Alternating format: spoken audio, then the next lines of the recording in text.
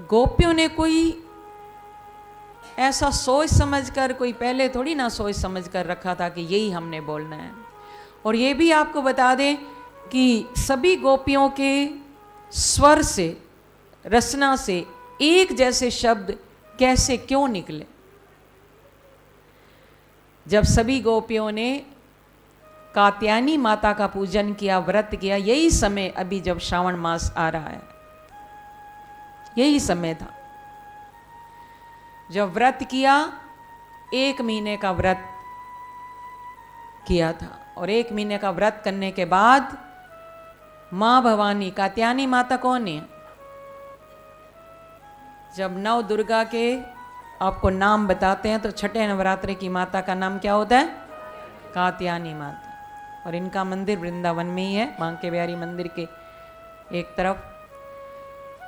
तो जब उनकी तपस्या से माँ प्रसन्न हुई तो माँ कात्यायनी मैया ने आकर दर्शन दिया। दर्शन दिया, बोले क्या चाहती हो? तो सब ने यही कहा कि हे माँ, जिस भाव से हमने व्रत किया है हमारे मन का भाव पूर्ण हो। तो सब ने माँ के चरणों में जैसे झुकी, प्रणाम किया।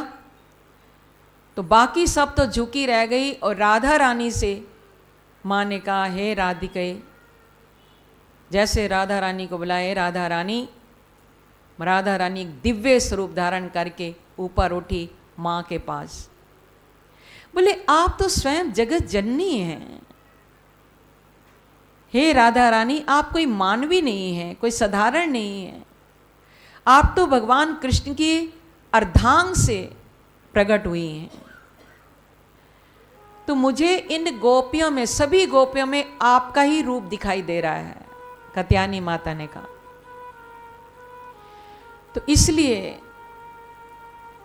आप क्या चाहते हैं? तो राधा रानी ने कहा, जैसे आपने भगवान भोलेनाथ को पाने के लिए कठिन तपस्या की और अपना वर पाया, भोलेनाथ को पति रूप में पाया, हमने भी जिस भाव से ये व्रत किया है श्री कृष्ण को पति रूप में पाने के लिए आप हमारे मन का भाव पूर्ण करने के लिए वरदान दीजिए। तब माँ ने कहा, आप तो कृष्ण की अर्धांग से पैदा हुई हैं, सारे जगत की माता हैं राधा रानी, आप कोई साधारण नहीं है। पर इन सब गोपियों के अंदर मुझे आपका ही रूप दिखाई दे रहा है। तो इन सब ने भी कृष्ण को पति रूप में पाने के लिए ये तपस्या की, साधना की। तो आज मैं वरदान देती हूँ, आज से 3 महीने के बाद